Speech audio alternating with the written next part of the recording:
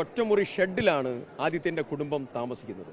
ആദിത്യന് കൃഷി മന്ത്രി എന്ന രീതിയിൽ ആദിത്യന് വീട് വെച്ച് കൊടുക്കാനുള്ള ഉത്തരവാദിത്തം ഞാൻ ഏറ്റെടുക്കുകയാണ്. അതിൻ്റെ നടപടികളിലേക്ക് കടക്കുക. ഒന്ന്, നെല്ല് സംഭരണത്തിൽ ജൂൺ 30 വരെയുള്ളതായിരിക്കുന്ന മുഴുവൻ പണവും റിലീസ് ചെയ്യാനുള്ള നടപടിയെടുത്തു.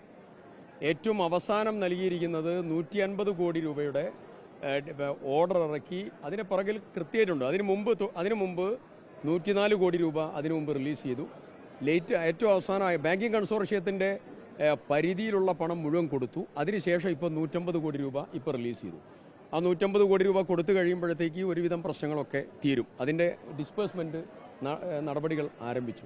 ഒന്ന്, ജൂൺ ഓർഡർ ഇറങ്ങി പണം മാറ്റാനുള്ള നടപടിയെടുത്തു.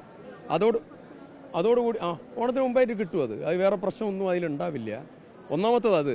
രണ്ട്, ഹോർട്ടിക്കൾച്ചറുമായിട്ട് ബന്ധപ്പെട്ടുകൊണ്ട് ഹോർട്ടിക്കൾച്ചർ മിഷൻ നേരത്തെ സംഭരിച്ചതായിരിക്കുന്ന പച്ചക്കറിയുടെ പണം കൊടുക്കാനുണ്ട്. അതും 3 കോടിയിൽ പരം രൂപ കൊടുക്കാനുണ്ട്. അത് ഈ മാസം തന്നെ സമ്പൂർണ്ണമായി കൊടുത്തു തീർക്കാനുള്ള നടപടികളെടുക്കുകയാണ്. അപ്പോൾ ഓണത്തിന് മുമ്പേ വർക്കിംഗ് ഡേ വളരെ കുറവാണ്. ഓണത്തിന് മുമ്പേ തീർക്കാൻ പറ്റുമെന്നാണ് പരിശ്രമിക്കുന്നത്.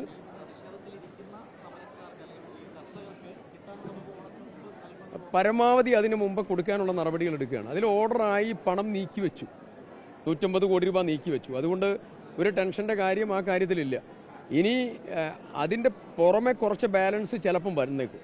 ആ ബാലൻസ് നമ്മൾ ഓൾറെഡി നമ്മുടെ പ്ലാൻ ഫണ്ടിൽ നിന്ന് കൊടുക്കാനുള്ള നടപടിയും ക്രമീകരിച്ചിട്ടുണ്ട്. അതുകൊണ്ട് നെല്ല് സംഭരണത്തിൽ ഒരു കാലഘട്ടത്തിലും ഇല്ലാത്തതായ നടപടി ഗവൺമെൻറ് സ്വീകരിച്ചിട്ടുണ്ട്. ആദ്യത്തെ ക്യാബിനറ്റ് യോഗത്തിൽ നെല്ല് സംഭരണത്തിൽ പ്രത്യേക ശ്രദ്ധ വേണം എന്ന് വകുപ്പ് മന്ത്രി എന്ന രീതിയിൽ ആവശ്യപ്പെട്ടു. മുഖ്യമന്ത്രി അപ്പം തന്നെ 3 അംഗ ക്യാബിനറ്റ് സബ് കമ്മിറ്റി ഉണ്ടാക്കി. ഞാനുണ്ടായിരുന്നു, സഹകരണ മന്ത്രി ശ്രീ എം ലിജു ഉണ്ടായിരുന്നു, ഭക്ഷ്യ സിവിൽ സപ്ലൈസ് മന്ത്രി ശ്രീ അനൂപ് ജേക്കബും ഉണ്ടായിരുന്നു. ഞങ്ങൾ 3 പേരും തൊട്ടടുത്ത ദിവസം മീറ്റിംഗ് ചേർന്നു.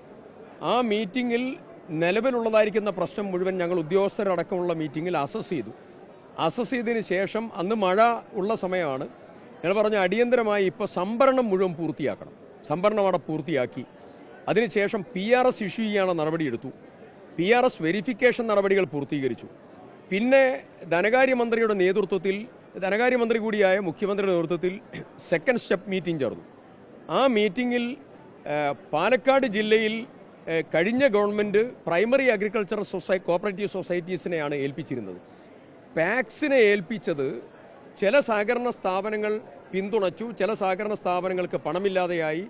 ആകെ ഒരു പൂർത്തീകരണത്തിലേക്ക് പോകാൻ കഴിയാത്ത ഗുരുതരമായ പ്രശ്നമുണ്ടായി. അങ്ങനെ ഞങ്ങൾ ഒരു തീരുമാനമെടുത്തു പാക്സിനെ മാറ്റി മറ്റ് 13 ജില്ലകളെപ്പോലെ തന്നെ ബാങ്കിങ് കൺസോർഷ്യത്തെ ചുമതലപ്പെടുത്തി പാലക്കാട് ജില്ലയിലും.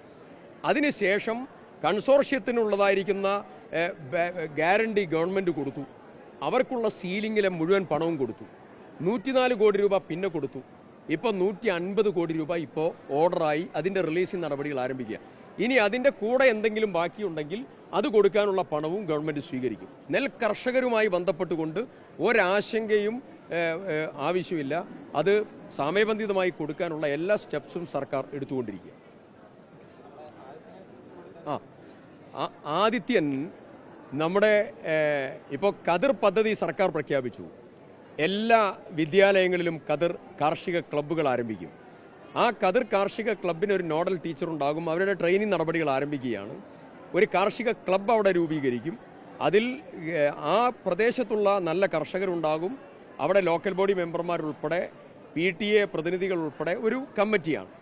ആ കമ്മിറ്റിയും ഈ കുട്ടികൾക്കുള്ള ബാക്കിംഗ് കൊടുക്കും. ഒരു സ്കൂളിന് പ്രാഥമികമായി 10,000 രൂപ ഓരോ സ്കൂളിനും കൊടുക്കുകയാണ്. ആ കുട്ടികളുടെ നേതൃത്വത്തിൽ കതിർ സഞ്ചാരം ഉണ്ടാവും. ആ കതിർ സഞ്ചാരത്തിൽ കൃഷിയിടങ്ങൾ, ഫാമുകൾ, സ്ഥാപനങ്ങൾ ഒക്കെ കുട്ടികൾ സന്ദർശിക്കും. അവരുടെ വിളവെടുപ്പ് അവിടെയുള്ള ഒരു കതിർ ഉത്സവമായി മാറും. മാത്രമല്ല കതിർ മാർക്കറ്റുകൾ അതിൻ്റെ ഭാഗമായിട്ടുണ്ടാകും. ഉച്ചഭക്ഷണ സ്കീമിലേക്ക് ഈ പദ്ധതിയെ ബന്ധപ്പെടുത്തണം എന്നുള്ള താല്പര്യം വിദ്യാഭ്യാസ മന്ത്രിയുമായി ബന്ധപ്പെട്ട മീറ്റിംഗിൽ പ്രകടിപ്പിച്ചിട്ടുണ്ട്. അതും തീരുമാനമെടുക്കുകയാണ്.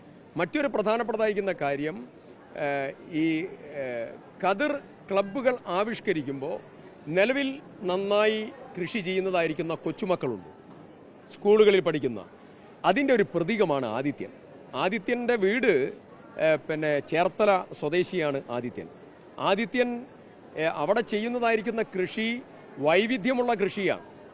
അതിൽ മീൻ ഉണ്ട്, അതിൽ പിന്നെ ആട്ടിൻകുട്ടികളുണ്ട്, അതിൽ പശുക്കിടാങ്ങളുണ്ട്, പശുക്കളുണ്ട്. വിവിധങ്ങളായിട്ടുള്ള കാർഷിക വൃത്തിയിൽ അദ്ദേഹം വളരെ ഡീപ്പായിട്ട് ഇൻവോൾവ് ചെയ്ത് മുന്നോട്ട് പോവാണ്. അദ്ദേഹത്തോട് ആദിത്യനോടൊരു കാർഷിക പ്രവർത്തനത്തെക്കുറിച്ച് ചോദിക്കുമ്പോൾ അതിലെല്ലാം മനോഹരമായി അവൻ പറയുകയാണ്. ആദിത്യൻ വളർന്നു വരുന്ന കർഷകരുടെ ഒരു പ്രതിനിധിയാണ്, കാർഷിക കേരളത്തിൻ്റെ സംസ്കാരത്തിൻ്റെ പ്രതിനിധിയാണ്. ഞാൻ നോക്കുമ്പോൾ ആദിത്യന് വീടില്ല.